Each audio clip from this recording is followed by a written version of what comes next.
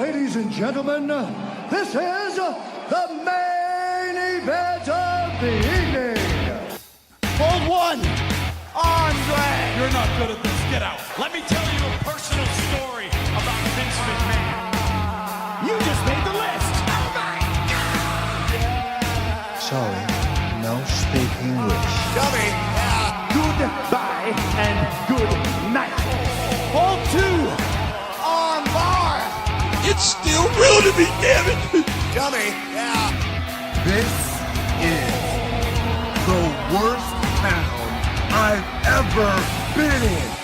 Hold three, Lamas covered. Three-handle family Gradunzel. Mamma mia! And now, Unchained.media presents the B Plus Podcast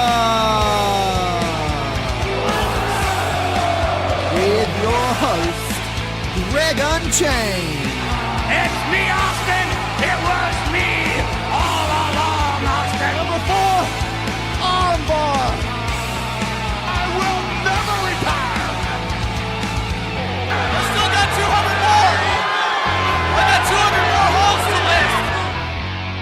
All right, ladies and gentlemen, welcome to the B Plus Podcast. I am your host, Greg Unchained. Today is Friday, so you know what that means. It's our favourite day. It's Aussie Grapps Day. Today is the Aussie Grapps episode of the B Plus Podcast where we sit down and we take a look at everything that's happening in Australian professional wrestling. Going to look at the weekend that was, the weekend that is to come, and I'm going to sit down and have a chat with Dowie James, so that's coming up soon. But first, let's take a look at some news. This week, World Series Wrestling have continued their string of announcements leading towards the International Assault The Elite Takeover Tour, which is set to take place in November.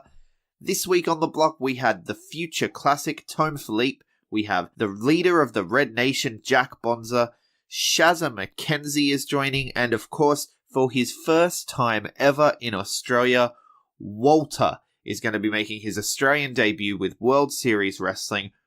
In addition to those names that have just been previously announced, we had Robbie Eagles, the Concrete Dongs, that's Concrete Davidson, and famous dick wrestler Joey Ryan, Jonah Rock, Indy Hartwell, Slex, Adam Brooks, Cody and Brandy Rhodes, Marty Skrull, Flip Gordon, the bad boy Joey Janela, Impact X Division Champion Brian Cage, Impact World Champion Austin Aries, and now the PWG and Progress World Championships are going to be in Australia for this one as well with Walter because he is a dual champion at the moment. That's a lot of hardware on one tour.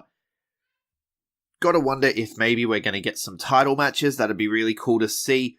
But even if we don't, there's a lot of really high-level talent. That's what that indicates. The fact that there's a lot of championships. I mean, I hate to break it to you, but wrestling isn't wrestling. So championships are really just a marketing tool. And at the end of the day, the championship is there to note that this guy is good.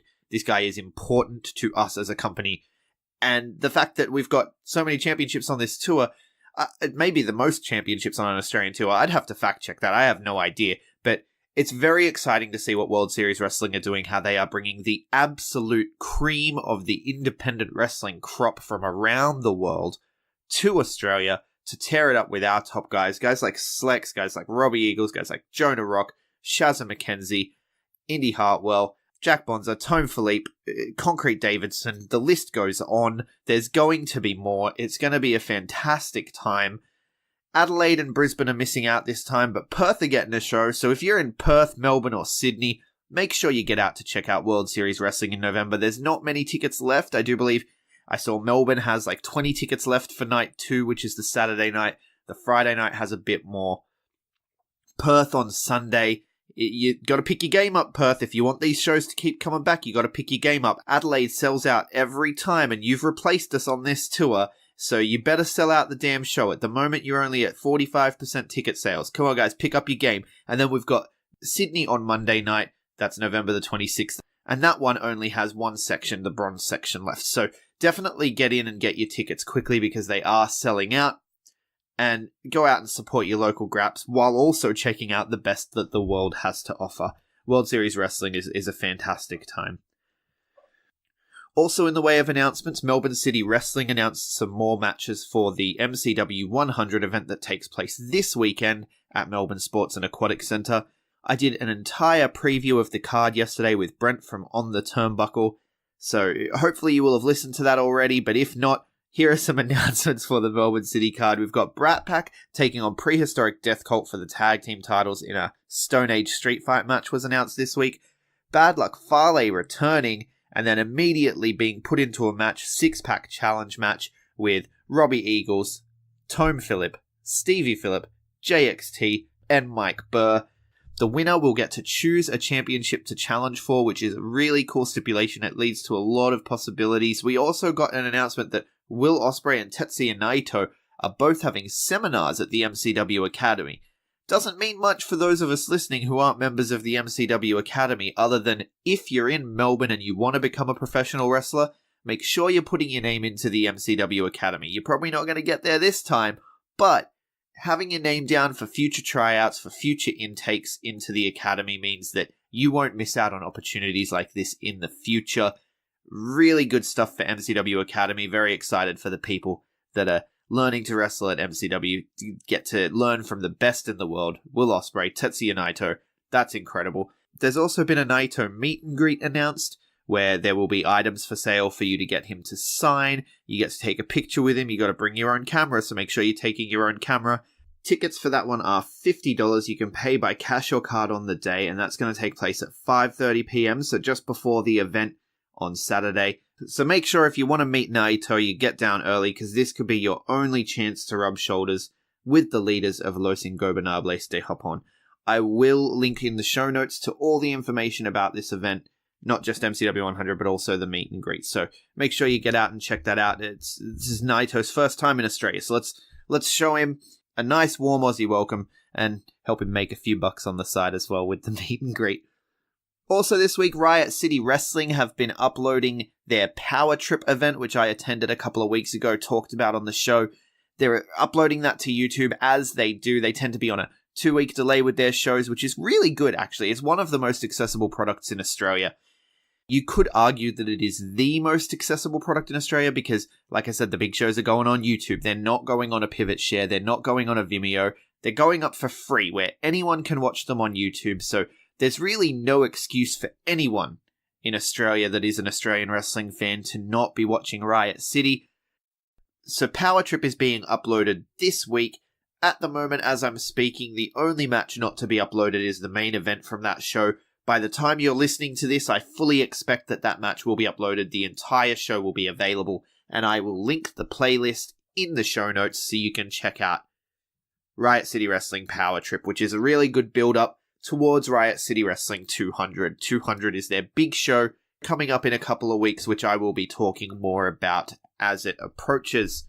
Also this week, I saw an interesting tweet from Davis Storm mentioning Pro Wrestling Darwin, a new promotion opening up in Darwin, including a wrestling school. Very exciting stuff for those in Darwin. So I reached out and had a brief email exchange with them to find out what they're all about, and it's looking very promising. The company has been started by former EPW alumni All-Star Brad West. He is on the EPW booking committee, and he produces quite a bit of the EPW's online content, so things like the recaps and hype videos and stuff like that gets done by Brad West, which means it's fairly safe to assume that Pro Wrestling Darwin will have top-level production quality, and Brad told me that he's looking to put on some of the best quality matches that we'll find in Australia, while also building an identity unique to the Northern Territory. So he is building a school there, and he's hoping there will be enough interest in pro wrestling training to build a sustainable scene moving forward, and he knows a thing or two about that because he's someone who's been involved with EPW from almost the beginning and has been a part of building that scene up, so it's going to be really exciting to see what is to come from Pro Wrestling Darwin. Definitely looks like it's in good hands. While talking about new promotions as well, I messed up. I bookmarked this promotion a while ago to have a look at, and I feel really bad that I haven't been covering their talent announcements because they announced at the same time as Iron Fist Pro, and I sort of bookmarked the two, and I eventually got around to looking at Iron Fist Pro and seeing what they had to offer, and I completely forgot, and this other promotion fell off my radar for whatever reason. It wasn't showing up in my timeline. I've rectified that issue. Mayhem Pro Wrestling, their first event is taking place on September 16, but I hadn't talked about them yet, and they've been plugging away, announcing their talent for their first show. They're bringing pro wrestling to Sundays in Melbourne, which is really exciting to have Sunday shows, so Sunday afternoons instead of having nighttime shows all the time. We're going to have some daytime wrestling in Melbourne. Some of the talents announced so far include Mitch Waterman and Nick Berry, the Brat Pack, Vance Adams, Taylor Rose, Kellyanne, JXT, Fox, also known as Funtime Phil in Melbourne City Wrestling, Cousin Ali, Loverboy Lockie Hendricks, Jake Navarra, and Jake Lindo. So it's a real who's who of Melbourne wrestling. Very excited to see what is to come from these guys. As I said, their first show takes place on Sunday, September 16th. It is happening in Ardeer, which is 20 minutes west of Melbourne. It's right across the road from a train station, so it's going to be real easy to get to. If you're in Melbourne, keep an eye out on Mayhem Pro Wrestling. Again, I feel really bad that I hadn't talked about it up to now, so there's a big bit just covering everything that they've announced so far. Up in Queensland, New Valhalla Wrestling have given us more information about their Valkyries division. So the Valkyries division is what they are calling their women's division because they are very heavily Norse mythology and Viking themed. It's really cool. I like the theme that they've got going on. Anyway, the Valkyries division is pretty interesting. So all of their women's matches are going to be no DQ from the looks of things. The only rule is victory. Glory is the goal. That's pretty exciting, and we already knew that Kellyanne was announced as the first Valkyrie. I got a mystery phone call sent to me last week. We still don't know who was on the other end of the line, but it has since been confirmed that, yes, indeed, it was the impressive one, Indy Hartwell, on the phone accepting an invitation to New Valhalla Wrestling, as long as she gets to get her hands on Kellyanne. So I'm not sure what the beef is there, but very curious to see how it plays out. Now, that match will take place on September 15th at their second event, Hammerfall, which takes place at Mount Gravatt Showgrounds. And that match is just the first in a series of matches making up the Dawn of the Valkyries. 8 women will compete in singles competition to qualify for a 4-way elimination match. This is really interesting. So this 4-way gladiatorial combat elimination match actually ends when 2 competitors have been eliminated. So you start with 4 women, someone gets pinned or submitted, someone else gets pinned or submitted, and the bell rings, the match is over. There are 2 left. They go back to the locker room where they get ready for later in the night, a one-on-one competition to see who will be awarded the Helm of Sigrun, the Queen of the Valkyries. Really interesting stuff, and great for New Valhalla Wrestling, great for Queensland Wrestling in general. I'm expecting to see them import some more ladies and have a really full-on awesome tournament. I'm not sure how many of the matches are taking place in one night, but we definitely know that at Hammerfall we will see Indy Hartwell take on Kellyanne in the first match announced for this Dawn of the Valkyries tournament. Very exciting stuff for New Valhalla. If you're interested, don't forget you can always go sign up for Club Loki, and you will get a shirt, a Viking tankard, and admission to all their shows for a calendar year, just $100. It's a really good deal. I wish I was in the area so I could go check it out myself. Also this week, IWA announced that Mr. Juicy, Gino Gambino, the MCW Heavyweight Champion, will be taking on the Turkish Delight Mehmet. The match will be for the MCW Heavyweight Championship should Gino Gambino retain this weekend against Dowie James.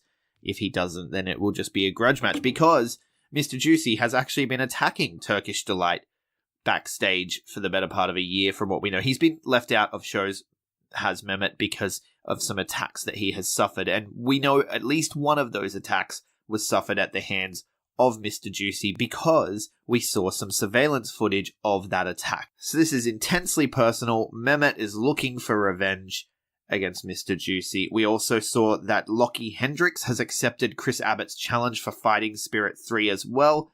The Fighting Spirit 3 State of Origin show with Melbourne City Wrestling and IWA is starting to take shape. That takes place on the 25th of August at Blacktown Workers. So if you're in my old neighbourhood, get down to Blacktown Workers next weekend, because it's going to be one hell of a show. Also this week, we learnt that Melbourne City Wrestling have teamed up with Evie's Disco Diner to present a Glow-inspired wrestling event. All ladies, all wrestling, all 80s aerobica glam. It's going to happen on September 23rd. This is a great chance for Australia's ladies to show what they can do and possibly bring in new fans. That's the thing I love about these sorts of partnership deals. A lot of people think it's kind of tacky when you go out there and sort of don't be yourself, don't be your own character, but do the whole dress-up thing and play a different role. Lucha Fantastica do it, where they've got guys just working under masks and it's just a floor show. I think it's fantastic. I think it brings in new fans. So people will go out to a nightclub, or in this case, a diner, and check out the entertainment, and it may actually get them interested in the product. And then they can meet the people after the show. They can learn about where they do it. And it potentially brings in scores of new fans. And capitalizing on the Glow thing is really smart, because I know a lot of people who watch Glow that think it's really cool, that think it's really badass women, kicking ass, taking names, and they're enjoying the show, and they enjoy the concept of the women's wrestling thing, but they don't know that this exists in their town. They don't know that this exists right around the corner from them every other Saturday night, you know what I mean? So it's a really good thing for the local scene to do situations like this, and I'm very excited for Melbourne City Wrestling. In a similar note, New Horizons Pro Wrestling over in Perth have partnered with Last Night Nightclub for an 18+ event where the talent will be dressed up as Disney characters. So this one takes place on September 6th, and it's called the Disney Rumble. At their last show this last weekend, we had Belle and the Beast defeat Darth Vader and Kylo Ren in a tag team match to kind of hype up the event.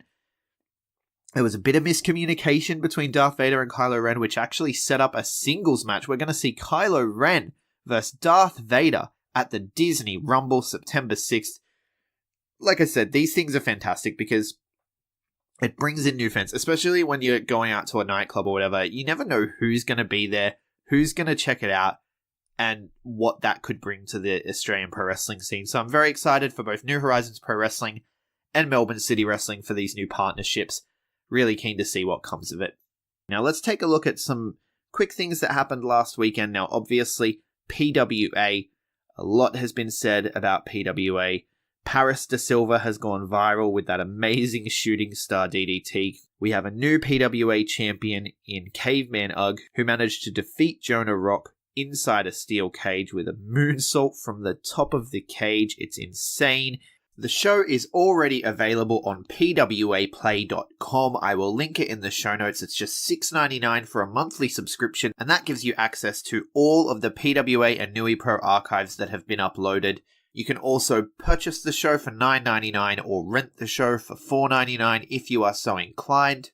They're really giving Melbourne City Wrestling a run for their money, getting this show up in just 5 days. Just 5 days after the show took place, it is available on demand. I haven't had a chance to watch it yet. I will be sitting down to watch, probably while I edit even, but definitely looking forward to finally getting a chance to see that one. I did sit down and talk about the show with Mikey, who was there live and in person.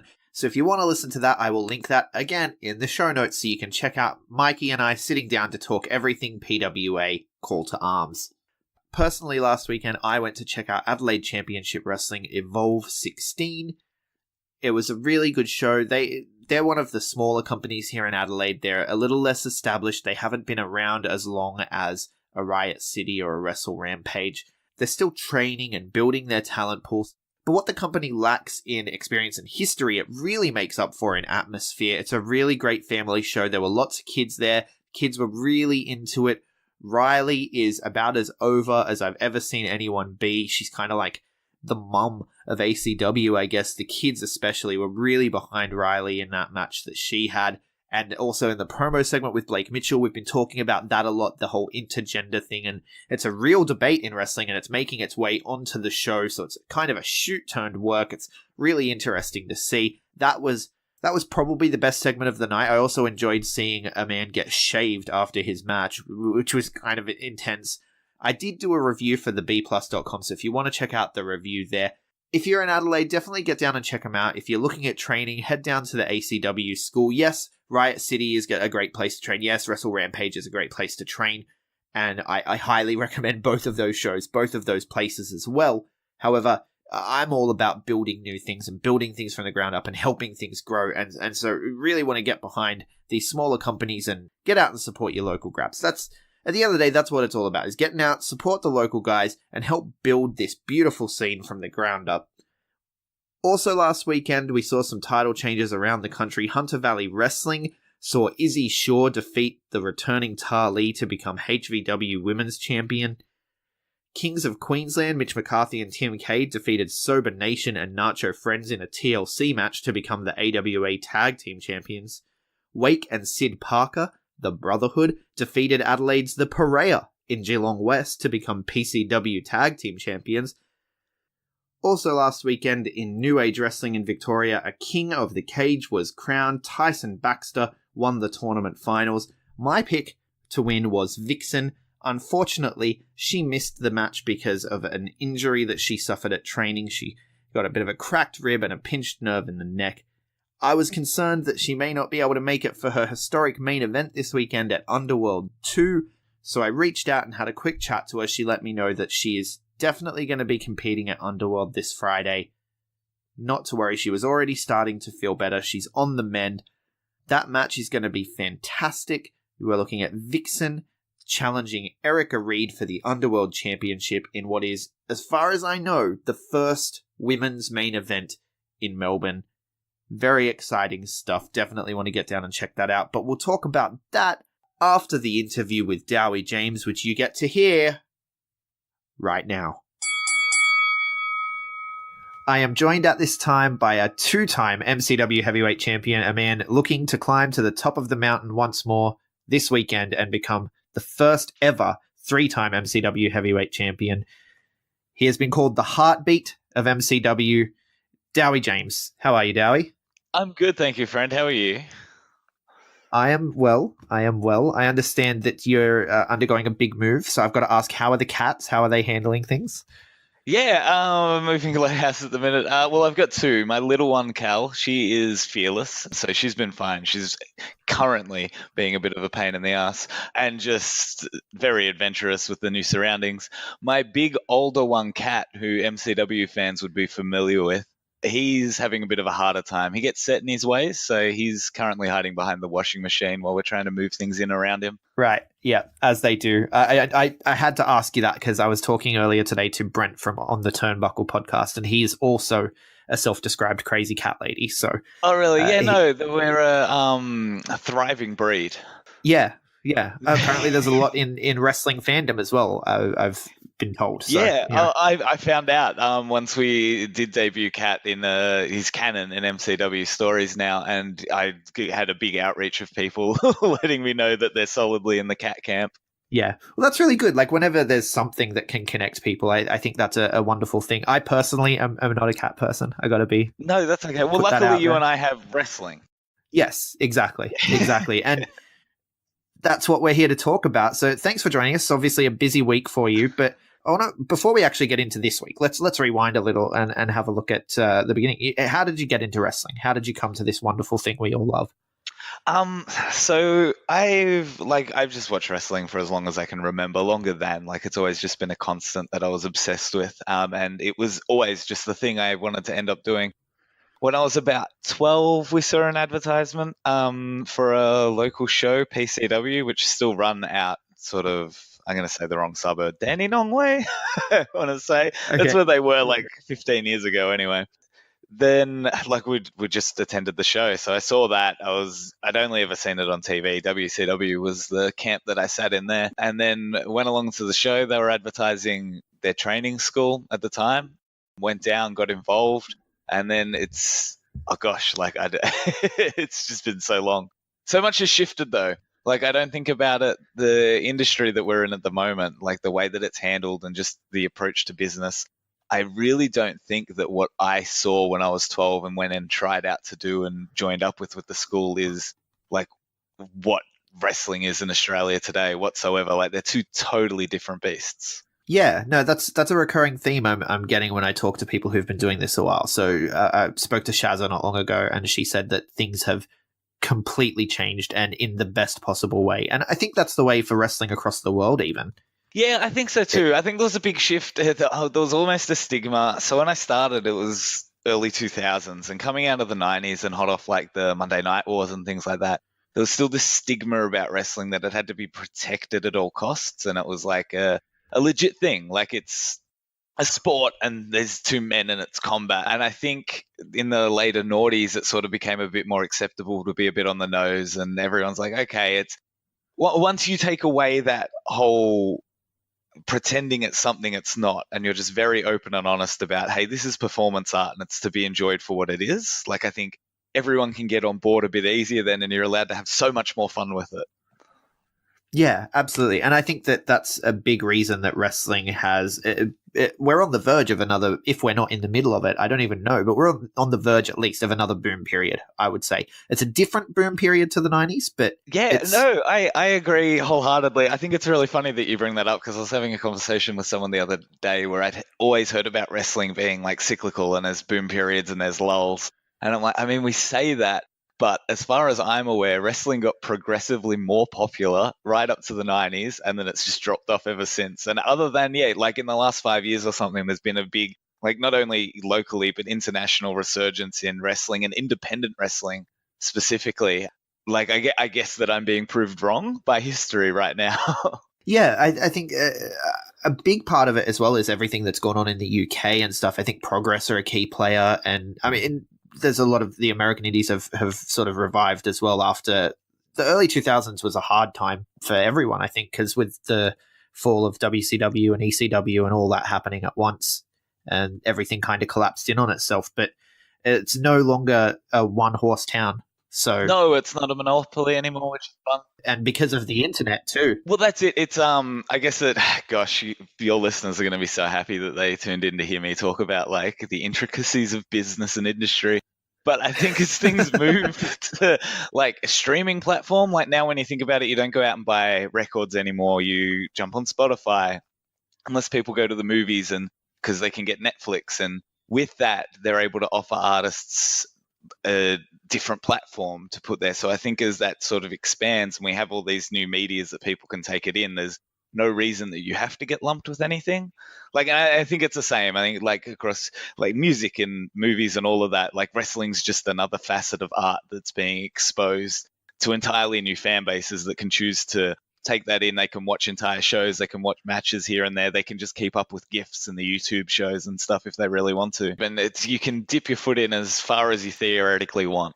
Yeah, absolutely. Now, I mean, let's bring it back a little. And I mean, you mentioned you've been around since the early 2000s. So in your career, you've wrestled for a who's who of Australian promotions. We've got PWA, AWF, the various wrestles, Clash, Rock and Rampage. Warzone's a big one for you as well. But as I said at the top, you've been called by Erin Dick, who's one of the best wrestling writers in Australia. She's called Fantastic. You the heartbeat of MCW. And I couldn't think of a better way to put it. You've been there since the beginning.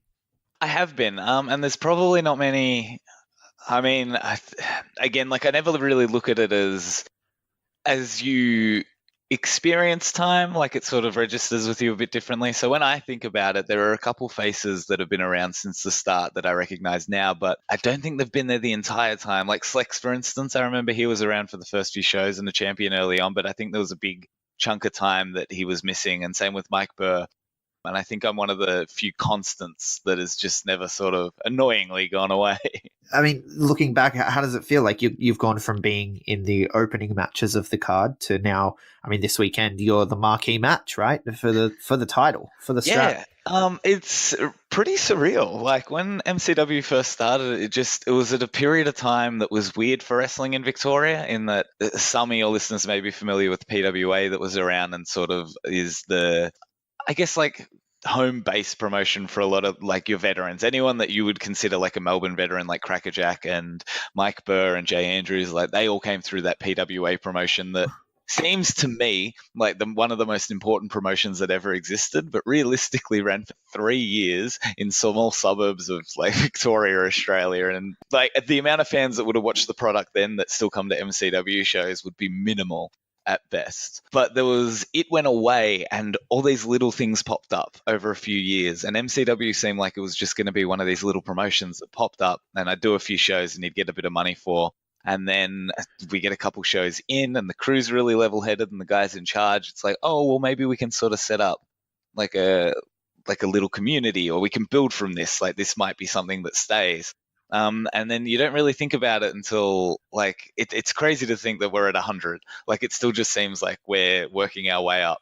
Yeah, and the sky's the limit. I mean, with the growth that the Australian scene has been experiencing, I mean, now we've got guys like Okada came over last year. You've got Naito coming over, and we have our own guys now that are going off and becoming international stars, and it's really exciting to see that the growth is just continuing and continuing, and it's really happy for you guys as well. Oh yeah, it's amazing. I just like, it's overwhelming, and I feel like a long time coming for a lot of these guys that have been plugging away at it.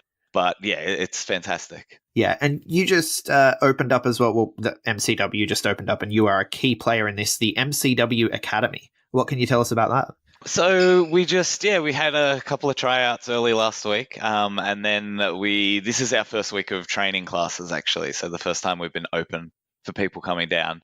I think it's something that's been long overdue for the community building that MCW is trying to do, like just having somewhere where people can work together and develop as a group is so important.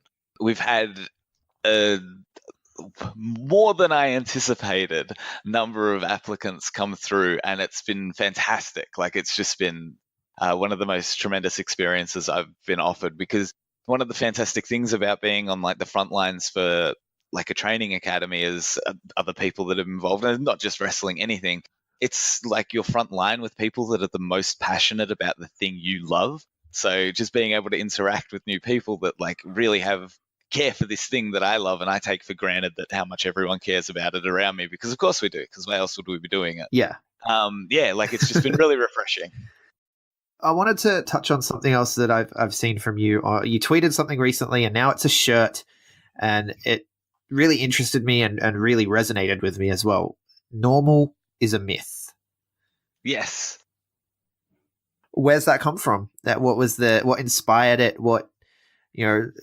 How did you get to normal is a myth?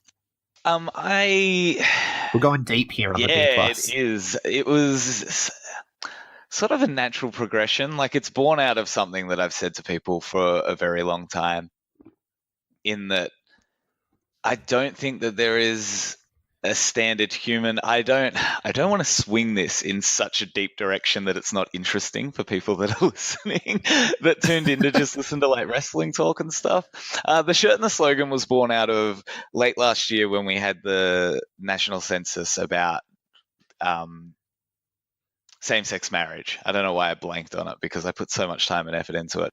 And I tried to use my platform, as limited as may be, to do what I could to just make people, more so than say, hey, this is what I think is the right thing, let people know that were feeling alienated or didn't think it was fair, that I also did not think it was fair, and that they weren't alone in this, and that they didn't have to feel under attack, because there's people on side for it.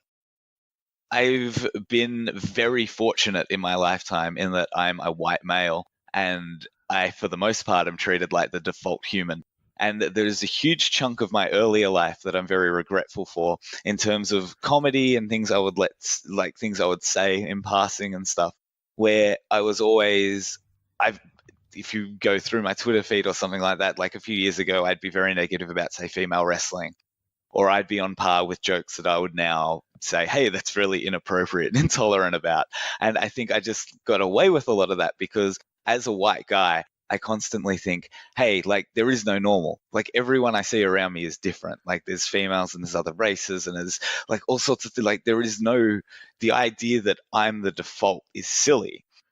And I only felt that because I'm considered the default. So of course I can't see it from another point of view until you really like step outside of your comfort zone and see things from somewhere else. So I'd constantly have these conversations with people where I'm trying to justify my behavior when I was being bad. And I'm like, no, but the idea of normal is a myth. And I realized I can take that, and instead of using that as like a defense mechanism for when I say something that other people don't, sort of respond to, that I could probably apply that a little bit better and be a bit more empathetic in my approach to humanity. Right, absolutely. And I think it comes from a beautiful place, and I think it will resonate with a lot of people, because a lot of people feel, I mean, especially with wrestling fans, I mean, we're not, I hate to say it because it's wrestling fans that are listening to this, so it's not an insult to you guys or to me or to anyone, but like, we're not cool, generally speaking. Wrestling's right? very punk Like- rock in that it attracts people that feel like that they're a misfit or that they don't quite fit in. And I think that's Yeah. like tragically beautiful in that people are drawn to this thing feeling like loners, and they don't realize that in that they've themselves built a community. Yeah. Like the idea that you think you don't fit in is not true, because if you enjoy wrestling and you want to come to an MCW show or you want to go see Wrestle Rampage or any of that, like it's that is where you fit in. Like they're your friends. That's people that are passionate about the thing you're passionate about. And I think it's really important that we're welcoming of all. Like I think just from that sentiment alone, we need to make sure that that environment is as safe and welcoming for everyone, because everyone to some degree coming through that door probably feels a little bit socially anxious.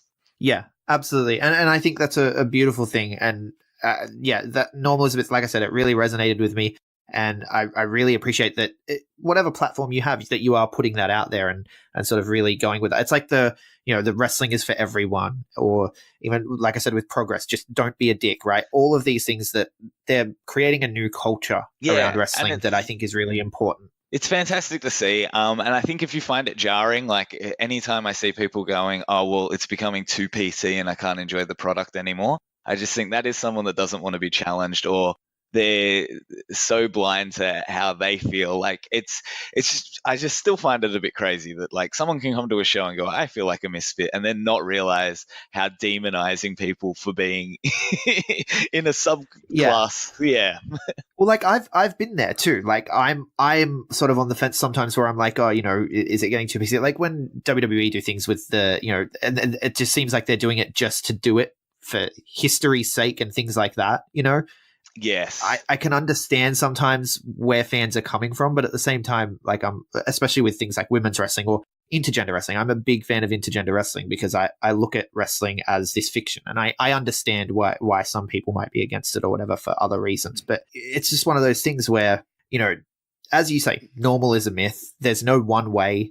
And I really, I'm a big fan of that. Yeah, So that was something I wanted to get out. I'm glad. I think like people have to realize everything's a social construct. Like nothing existed. At some point there was nothing, and then there was an explosion, and then somehow our planet happened, and then microorganisms like developed, and then we grew from that.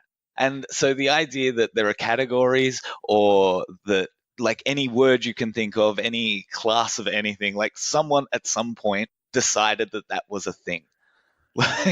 Yeah, and it's all like an agreement amongst the people around that's the thing that we call that thing. Exactly. Yeah, like it's kind of arbitrary a lot. Yeah, it is. Like I don't think I just wonder if people ever think about, like, do animals register like different genders and things like that? Like they don't classify that. We just overthink things now, and we take things for granted. Like things are tradition, or you were taught something, and then that is the thing that you know for your whole life. And then the idea is questioned, and there's one or two ways you can react. You can take a step back and you can have a look at it and then make your own rational decision, or you can dig your feet down and go, no, but this is what I was told. Yeah. Tradition is one of those two-sided things. It can hold you back sometimes. It can be good as well, but it can really hold you back. And I think tradition in wrestling, I think as we've seen tradition be shed, as we've talked about, we're entering a new renaissance of wrestling. So that's it. It can only be a good thing. Yeah, exactly. It's the entire. You're not going to be able to hold on to something forever. At some point, things change. Like whether it be wrestling, whether it be absolutely any sort of world record you can think of. Like things just evolve. People run faster now than people could ever run. So of course, like the fastest man alive in the 1800s isn't going to be the fastest thing ever. Like, and in a few hundred years, like everything under the sun will have been done. So it's something will eclipse what you're fond of. Yeah. Before we do the go home, I do like to hit 5 rapid fire questions. Yes. Yeah. So 5 rapid fire questions, then I'll have one more thing. Dream match. I would absolutely adore the chance to wrestle Dean Malenko. That came out of nowhere. I wasn't expecting that. That's a really good choice. Yeah. No, that is I was like moments away from saying Zack Sabre Jr. And then I realized, oh wait, like it's just a dream match. It doesn't have to be like in this day and age. And I realized the person I've always wanted to wrestle and will probably never get to wrestle is Dean Malenko. Yeah, thinking outside the box. I love it. Because, most people would go with someone who it's a possibility. But that's fantastic. So, favorite person to work with that you have had the opportunity to work with? Adam Brooks. Brilliant. And who is someone that we should be keeping our eye on? I mean, it's not really a secret at the moment because everyone's blowing up about it, but Stevie Philippe, I think, is definitely going to be something else. Yeah, definitely. That match with Will Ospreay was incredible. If anyone hasn't seen it, MCW 9. And he has, crazy to think that he has so much more than that to offer. Like, everyone needs to pay attention. Yeah, absolutely. Now, this is my favorite question. So, a promotion that you would bring over, so similar to the Progress or the New Japan situation where they co-promote shows with the local guys, who would you bring over? Oh, that is a really fun question. I think with our style, like with the people that we have on offer here, it would be really fun to see Dragon Gate run a show. Yeah, absolutely. Yeah, like I'd love to see their roster mesh up with some of the guys that we've got running around. Yeah, all right. Best pre-match, pre-gym pump-up music. Oh, gosh. I listen to a lot of Slaughterhouse before I'm going to the gym, which is a rap group. Cool. Last thing before we go. We gotta address the metaphorical elephant in the room. This Saturday, you're set to take on Gino Gambino in a First Blood match. You made the challenge. Why a First Blood match? There's just something that seems so personal about a First Blood match. Like the idea that I need to bust open someone. Like it's just sort of the most violent means to an end that I could think of. And it seems poetically fitting with what's gone on between me and Gino over the past few years. 3 years ago, almost to the day, we wrestled in the finals of the first Inter-Commonwealth Championship match. Well, rather the finals of the tournament to crown the first Inter-Commonwealth champion for MCW. And it's every time we've met in the ring, I've known Gino for so long and he's always gone above and beyond. Like I've always stepped in thinking, I've got this in the bag. I'm going to win. This isn't a problem. And every time he's just pushed me further than I ever thought he had the capacity to push me. And he's impressed me so much every time we've stepped into the ring until the last time we did, in which, like, I'm just truly in shock that he could sink to such lows, that he could just switch like everything that he's built, everything that we've been building for MCW together, like over these years, that he would throw it away for one. Like he knows firsthand how short the time at the top is and how unrewarding it is, like unfulfilling it is, like in the long run. But just to be champion meant so much to him that he would turn his back on just everything. Side with Walker, the idea of pinning that man, the idea of making him tap out, it wasn't appealing. I want my belt back. I want my revenge, and I want him to pay for every decision he's made. Thank you very much for joining us, Dowie. I don't think there's any other way to end it there, but where can people find you on social media? It feels weird coming back from that, but where can people find you? Yeah, it does, doesn't it? You can find me, I'm pretty easy, Dowie James, Dowie is how that first name's spelled. I'm at Dowie James on most things, and if I'm not, it's probably Super Dowie. Okay, awesome. So, once again, thanks a lot for joining us, Dowie. Best of luck for the match this Saturday. Thank you very much. So there you have it, folks. Dowie James, Melbourne City Wrestling 100, First Blood match, Gino Gambino. These guys have known each other a long time. It's intensely personal. It doesn't get much more personal than making another man bleed. I'm really excited to see this match. I think there's no doubt that it will tear the house down. Melbourne Sports and Aquatic Centre is going to need a new roof after what Melbourne City Wrestling do. Not literally, of course, Melbourne Sports and Aquatic Centre. Please do not worry. I am sure that Melbourne City Wrestling will be highly respectful of your venue, as will the fans. A great lot of fans as well. So if you are on the fence, please don't be. Get down to Melbourne Sports and Aquatic Centre this Saturday to check out MCW 100. Link for tickets will be in the show notes. As I mentioned, there is a meet and greet with Tetsuya Naito before the show, so you can always get something signed, get a photo with the leader of LIJ. Very exciting stuff in Melbourne this weekend, but let's take a look at what's happening around the country. So let's start in New South Wales, Saturday night, the 18th of August. AWF bring you Fight Club. It looks like they're going for a more underground, gritty vibe. Liam Ridge takes on Kasai in a British wrestling versus martial arts matchup. Flame and Alina Lemon will clash one-on-one, and TNT will defend his AWF Commonwealth Championship against Chainsaw. Meanwhile, in Newcastle Pro Wrestling number 71, the Newey Pro Rumble, that's on Saturday, 18th of August at the Charlestown Bowling Club, featuring, of course, the Rumble match itself, whose winner will get a title shot, as well as a champ vs. champ encounter when heavyweight champion Full Force Matt Rogers takes on middleweight champ Matty Wahlberg. Tickets start at $10. Up in Queensland, QWA present Turmoil at the Townsville Greek Community Function Centre. New QWA champ Tommy Asgard will be defending his title against Shinji Yamada. Tickets start at $10. UPW presents Undisputed Glory from the Shed at Aussie World. That's also on Saturday the 18th of August. EC Diamond goes one-on-one with 13, and Muhammad Ali Vaez takes on Malibu, and much, much more. Tickets for that one start at $15. My home state, South Australia, Pro Wrestling South Australia hosts their second annual Cole Devaney Memorial event at the PWSA Arena in Paraka. Matt Hayter will be defending the PWSA title against Joe Mundy. Tickets are $15 at the door. In Western Australia, New Horizons Pro Wrestling present Guardians of Wrestling at Cockburn Youth Centre.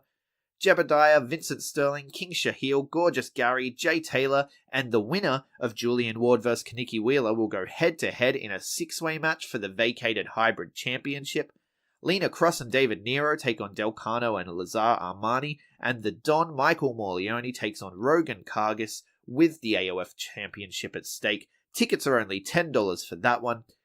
Down in Victoria, on Friday night, we have Adrenaline Pro Wrestling present Breakout 3. That's in Seaford. Breakout is a show that they do with all the up-and-coming wrestlers that are training at their school. It's kind of like a student showcase. Make sure you get down and check out these guys before they become the guys that everyone else is telling you to check out. Underworld Wrestling 2 also takes place on Friday night, live from the Claw HQ. Underworld Wrestling events are strictly 18+. They are violent, they are explicit, and they are bringing about the end of all things. Pitbull, who currently sits atop the standings with 8 points, will address the vacant title situation. Mad Dog will take on Andy Phoenix. We will also get Slickback Cash vs. Mitch Waterman. Avery, Bianca, Taylor Rose, and Izzy Shaw will compete in an Underworld Eliminator match, which is a really good way for them to get extra points because they can get multiple pins, submissions, or knockouts in the one match. Looking for some girls to rise through the rankings there. The Mercenary Slade Mercer takes on Sam Cannon. Jackson Kelly takes on Simon Oath. That one has big title implications as Jackson Kelly is sitting on 6 points. If Kelly manages to get a knockout or submission in that one, he will rise to 8 points, which puts him in contention for the championship. JXT takes on Jean Guok Wen, and Gino Gambino takes on Andy Roy in his Underworld debut. The main event, Erica Reed, Vixen, Underworld Championship matches in Underworld are no disqualification. Anything goes. It's going to be a brutal affair. It's going to be a violent affair. If the last show's match against Avery is anything to go by, this one will be brutal.